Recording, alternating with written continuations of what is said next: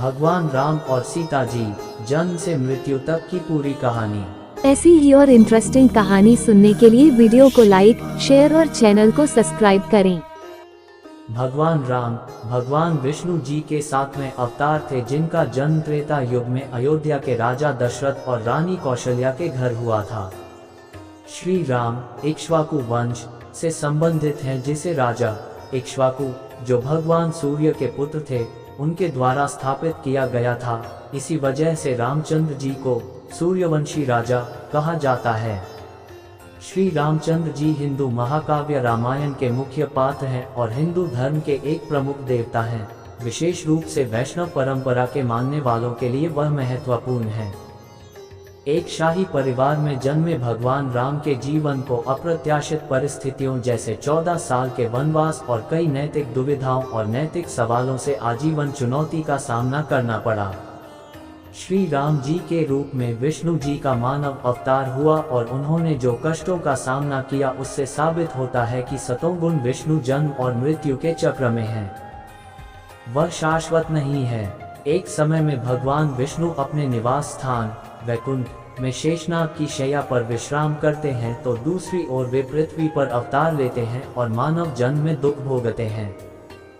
श्रीमद् देवी भागवत, दुर्गा पुराण और शिव महापुराण इस बात का प्रमाण देते हैं कि ब्रह्मा विष्णु शिव जन्म और पुनर्जन्म के चक्र में हैं। वे नश्वर हैं।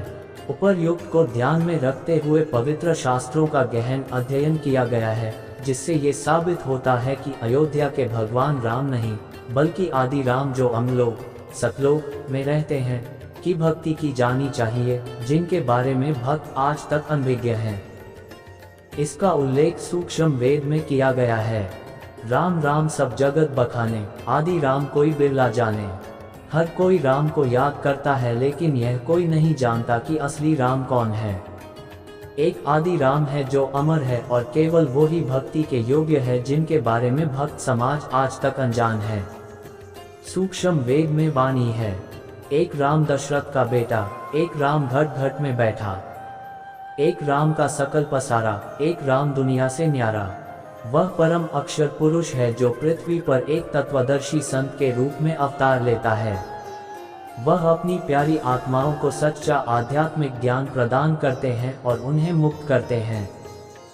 सूक्ष्म वेद अर्थात सर्वशक्तिमान ईश्वर कबीर जी की अमृत वाणी में उल्लेख है, राम बुलावा भेजिया, दिया कबीरा रोय, जो सुख साधु संग में, सो बैकुंठ में न होए। प्राणी को सुख और शांति केवल सच्चे आध्यात्मिक गुरु की शरण में जाने से ही मिलती है, जो एक तत्वदर्शी संत की भूमिका निभाते हैं, क्योंकि वह सच्चे मोक्ष मंत्रों को प्रदान करते हैं और कसाई ब्रह्म काल की जेल से छुड़ाकर आत्माओं का मोक्ष करवाते हैं। ये सुख और शांति भगवान विष्णु के निवास स्थान वैकुंठ में भी नहीं पाई जा सकती है। सच्चा आध्यात्मिक ज्ञान न होने के कारण पूरी दुनिया भगवान राम उर्फ भगवान विष्णु की ही पूजा करती है, जो आत्माओं को जन्म और पुनर्जन्म के दुष्चक्र से मुक्त नहीं कर सकते, क्योंकि वे स्वयं ब्रह्म काल के जाल में फंसे हुए हैं। ये लेखन पाठकों को मर्यादा पुरुषोत्तम राम जी के जीवन का अवलोकन कराएगा, जिनकी पूजा मासूम भक्त युगों युगों से बड़ी श्रद्धा के साथ करते आ रहे थे, यह मानते हुए कि वह एक दिव्य पुरुष थे। जबकि महाकाव्य रामायण और अन्य पवित्र शास्त्रों के तथ्य ये स्पष्ट करते हैं कि आदि राम जो परम शाश्वत स्थान सतलोक के शिखर यानी 7वें आसमान में रहते हैं, वे अमर सत्पुरुष ही केवल पूजा करने के योग्य हैं। वह सर्वव्यापी और सर्वज्ञ हैं।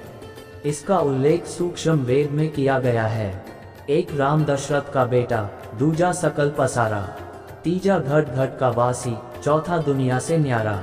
आइए तथ्यों के आधार से निम्नलिखित बिंदुओं पर ध्यान केंद्रित करते हैं और अध्ययन करते हैं कि आराध्य राम कौन है।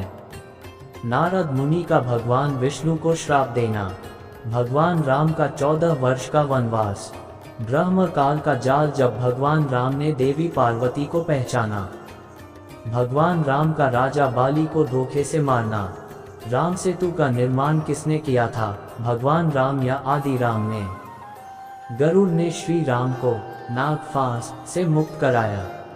श्री राम जी ने आदि राम जी की कृपा से रावण का वध किया। भगवान राम द्वारा सीता जी की अग्नि परीक्षा लेना। श्री राम और सीता जी ने वफादार भक्त हनुमान जी का अपमान किया। श्री राम और सीता जी की मृत्यु कैसे हुई? राजा बाली ने द्वापर युग में श्री राम जी से बदला क्यों लिया? क्या श्री राम जी की पूजा से मुक्ति संभव है? पहले आइए हम भगवान राम के जीवन पर प्रकाश डालते हैं और जानते हैं कि भगवान विष्णु को भगवान राम के रूप में पृथ्वी पर अवतार क्यों लेना पड़ा। नारद मुनि का भगवान विष्णु को श्राप देना। एक बार ऋषि नारद जी ने घोर तपस्या की और उन्हें घमंड हो गया कि उन्होंने विषय विकारों पर विजय प्राप्त कर ली है। तपस्या पूरी करने के बाद वह अपने पिता भगवान ब्रह्मा से मिलने गए और उन्हें अपने उसी विश्वास से अवगत कराया। भगवान ब्रह्मा ने नारद जी से भगवान विष्णु जी से इस बारे में चर्चा नहीं करने के लिए आग्रह किया। चूंकि नारद मुनि अति आत्मविश्वास और उत्साह में थे, इसलिए उन्होंने अपने पिता द्वारा दी गई चेतावनी के बावजूद विष्णु जी के साथ वह बात साझा करने की सोची, अर्थात पिता की बात नहीं मानी। नारद मुनि अपने चाचा विष्णु जी से मिलने गए और शेख ही बखारने लगे कि उन्होंने वासना पर विजय प्राप्त कर ली है और वे आजीवन तपस्वी का जीवन व्यतीत करेंगे। नारद मुनि के अभिमान और गलतफहमी को दूर करने के लिए विष्णु जी ने एक मायावी दुनिया रची, जहां पर एक सुंदर राजकुमारी का स्वयंवर आयोजित किया गया था और दूर दूर के प्रसिद्ध शासक राजकुमारी से विवाह करने आए थे। ऐसा भव्य उत्सव और तैयारियों को देखकर नारद मुनि राजकुमारी से विवाह करने के लिए उत्साहित हो गए। भगवान विष्णु का रूप मनमोहक है। नारद जी ने विष्णु जी को याद किया और उनसे उनका हरि रूप उन्हें प्रदान करने के लिए इच्छा जाहिर की। संस्कृत में हरि का अर्थ बंदर होता है। भगवान विष्णु ने चतुराई से तथास्तु कहकर सहमति दी और नारद जी का चेहरा वानर की तरह परिवर्तित हो गया, जिससे नारद जी अनजान थे। स्वयंवर का समय आ गया और राजकुमारी ने शाही दरबार में प्रवेश किया। नारद जी कतार में खड़े थे और राजकुमारी की प्रतीक्षा कर रहे थे कि वह उन्हें माला पहनाए।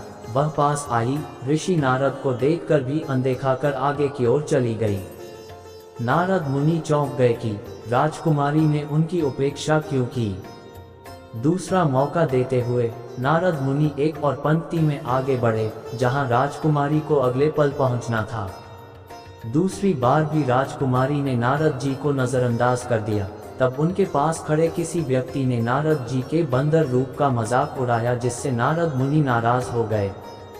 तब उग्र नारद मुनि ने भगवान विष्णु को श्राप दिया, तुम अपनी पत्नी के वियोग में एक पूरा मानव जीवन व्यतीत करोगे और मेरी ही भांति वियोग का दर्द झेलोगे और बंदर जैसे मुख वाले प्राणी तुम्हारी मदद करेंगे। टिप्पणी: पुण्य आत्माओं, यहाँ साधकों को ब्रह्म काल के भयंकर जाल को समझने की आवश्यकता है। वह धोखेबाज है, वह इस तरह की रणनीति निभाता है। सबसे पहले ब्रह्म काल ने विष्णु जी को नारद जी के घमंड को कुचलने के लिए प्रेरित किया, जिससे विष्णु जी ने एक मायावी दुनिया रची। फिर नारद जी ने विष्णु जी के समान सुंदर दिखने की इच्छा से उनका आह्वान किया। विष्णु जी ने नारद जी के साथ छल किया, जिसके परिणाम स्वरूप नारद जी ने विष्णु जी को श्राप दिया। ब्रह्म काल के 21 ब्रह्मांडों में विष्णु जी केवल सतोगुण विभाग के स्वामी हैं। उनके पास विभिन्न प्रकार की सीमित शक्तियां हैं। यहाँ तक कि ऋषि नारद भी कोई सामान्य व्यक्ति नहीं है।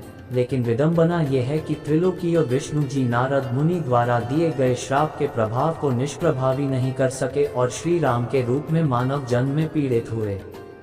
सर्वशक्तिमान कबीरदेव अपनी अमृतवाणी में बताते हैं, तुम कौन राम का जपते जापम, ताते कटे ना ये तीनों तापम।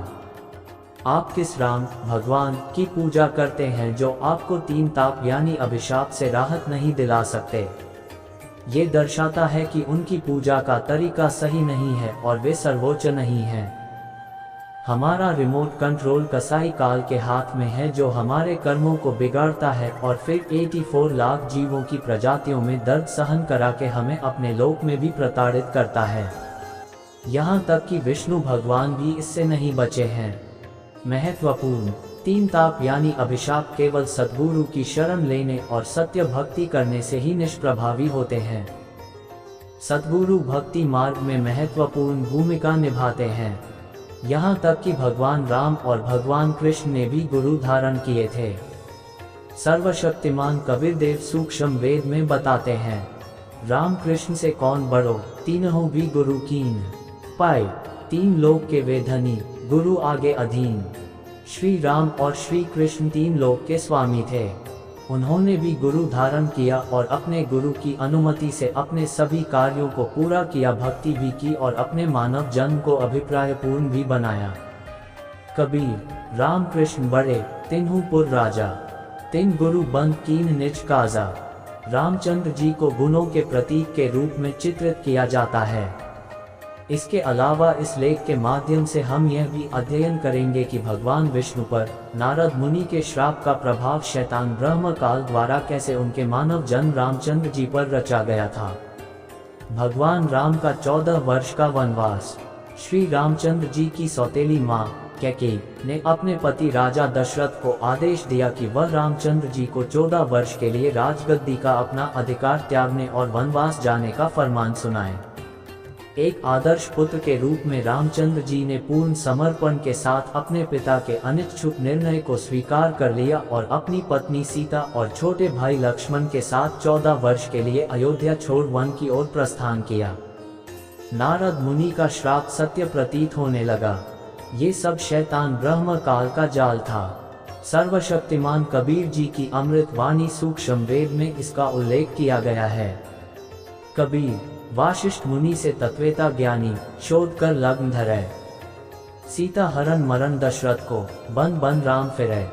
ऋषि वाशिष्ठ जी विद्वान थे जिन्होंने पूर्ण आध्यात्मिक और ज्योतिषीय गणना की और राम और सीता के विवाह के लिए सबसे शुभ समय निर्धारित किया ताकि वे एक सुखद वैवाहिक जीवन जी सकें। लेकिन कौन जानता था कि अयोध्या के राजकुमार राम और मिथिला की राजकुमारी सीता जंगल में ऐसी दयनीय जिंदगी बिताएंगे। जैसा कि पूर्व निर्धारित था, जब राम, लक्ष्मण और सीता के साथ जंगलों में कठिन दिन बिता रहे थे, एक दिन लंका के राजा रावण ने सीता का अपहरण कर लिया और राम जी सीता की खोज में पृथ्वी के कोने कोने में भटके। हाथ सुमरनी बगल कतरनी पड़े भागवत गीता। कहे कबीर काल जो मारे ज्यों हिरण को सीता, ऐसे ही ब्रह्म काल धोखा देता है। रावण के मामा मारीची ने स्वर्ण मृग का रूप धारण कर लिया। सीता मोहित हो गई और वह उस मायावी मृग को पाना चाहती थी जो सीता के अपहरण का कारण बन गया। साधु संत माला जपकर और गीता पढ़कर खुद को बुद्धिमान मानते हैं, लेकिन वास्तविकता यह है कि वे सभी अज्ञानी हैं। सर्वशक्तिमान कबीर जी अपनी अमृत वाणी में बताते हैं कि काल जीवों को गुमराह करता है। सीता का अपहरण ब्रह्म काल का एक सुनियोजित षड्यंत्र था जिसमें श्री राम एक कमजोर और असहाय पति के रूप में उभर कर आते हैं और भाग्य के हाथों एक कठपुतली बन जाते हैं।